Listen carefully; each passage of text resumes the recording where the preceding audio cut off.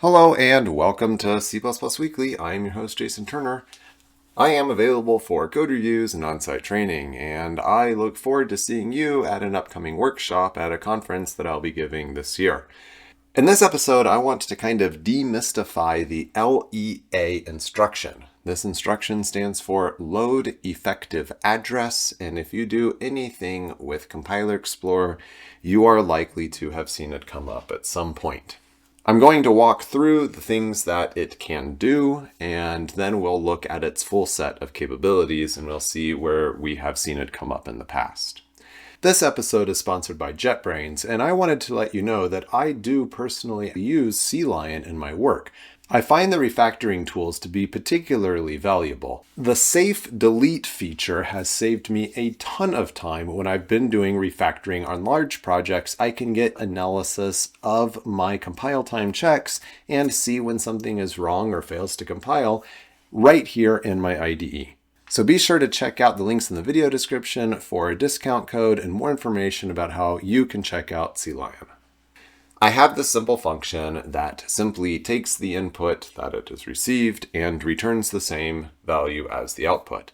And I am moving EDI. This is the register that input is going to come in on, and I am moving that into EAX. And then EAX is the return value from a function that returns an integral. Let's go ahead and add an ARM compiler so that we can compare and contrast some of the things that our compilers are doing for us. I don't need anything fancy here because I'm not going to use any standard library or anything like that. The implementation of do math in the ARM is this branch and exchange it's basically just taking LR, the link register, and returning back to there. It's the same thing as doing a return, but there isn't a dedicated space on the ARM CPU exactly to store the return address. This is a register that has been used for this purpose.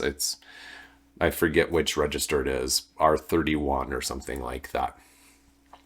So the input and the output integral values are both in R0. That's why we don't see this code actually doing any work here. Now I'm going to return this value times 2. And when I do times 2, I'll see this LEA instruction come up on Intel. And this is RDI plus RDI. Now we just pointed out that EDI is where this input value is coming in on, but RDI is the full 64-bit register and EDI is just the lower 32 bits of it. It's perfectly fine for the compiler to emit this instruction that does this 64-bit add. Presumably it knows the best thing to do here. And then the result of that add is going to be stored in EAX. ARM does something slightly different here in that it's doing a logical shift left by 1. So it's doing this logical shift left, and it is taking the value R0, shifting it left by 1, that's a multiply by 2, storing the result in R0. If I take this up to multiply times 3, then you can see that I get RDI plus 2 times RDI. That's clearly going to be RDI times 3. And in the ARM version, I'm getting that logical shift left. That's a times 2 again, plus R0. So R0 times 2 plus R0, store the result in R0. I'm getting times 3. If I do times 4, then this can be optimized again to the logical shift left with the ARM, and it's just going to do a shift left by 2 bits. It's the same thing as times 4. And on the LEA instruction, I'm getting a 4 times RDI.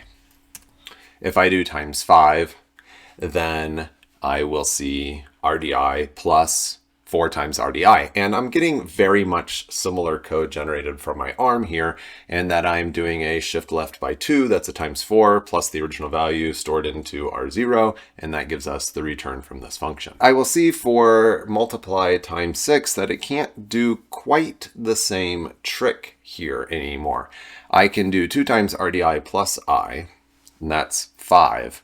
I'm doing this add EDI, so I'm first doing a times 2, and then I'm that times 2, which is times 4, plus that value times 2 again, and I get times 6. That's how we're getting it here. In the ARM side, I'm actually seeing a multiply times 6. Times 7, we see now a multiply times 8, subtract 1. And times 8, we will see just times 8 for the LEA and a shift left by 3 for the arm.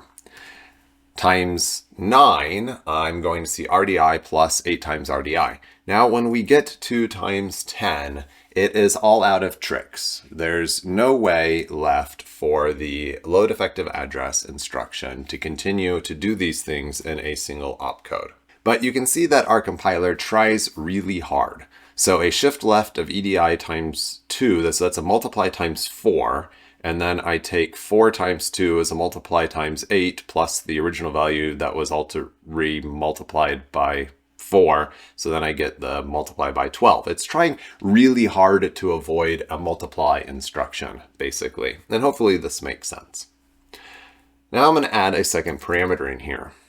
And you might be surprised to see that the compiler does not emit an add instruction. It's going to emit an LEA again. And if I wanted to add these two plus some sort of constant, then I'm going to get the LEA. Interestingly, GCC and Clang do two different things here. I'm going to go to GCC because it does a better job of illustrating my point. If I have RDI plus RSI, that's the second integral parameter, plus 10, this can be a single load effective address instruction. If I were to do input times 3, it's not going to be able to load this into a single instruction, but if it does times 4, then I can get a left shift or a multiply by 4 of that one plus the other plus the offset of 10, the integral value of 10. And interestingly, I can put in relatively large numbers here that can actually be part of this LEA. All right, so that's the thing. It can do a add of a register plus the add of a register that has been scaled plus some sort of fixed offset. You can see where I have pasted this diagram into the issue where I'm discussing this episode here on my GitHub. This is what Intel's docs tell us the LEA instruction can do. It can have one of these registers plus one of these registers times the scalar, and you'll notice that it's 1, 2, 4, or 8. It's clearly using like 2 bits to store the scalar so that it knows 1, 2, 4, 8, and that's just going to be a shift left, which is why it can't do times 3 or something like that. That would require more hardware, plus a fixed displacement of some sort. So next time you see your compiler generating the LEA instruction, you'll know that this is its basic capabilities, and maybe you found this episode interesting. I don't know. Perhaps it was a bit of a rambling episode, but it's something that often comes up when I teach classes and we're looking at compiler output. We'll see this LEA instruction and I kind of just say, yes, it can do lots of mathy things, but here you go. It's not just mystical mathy things that it can do. It has a very specific set of operations it can do. If you have a particularly keen eye, you may have noticed that there is a register that is missing from the set of registers that can be scaled. But anyhow, thank you for watching this episode of C++ Weekly. I hope you enjoyed it. Be sure to subscribe.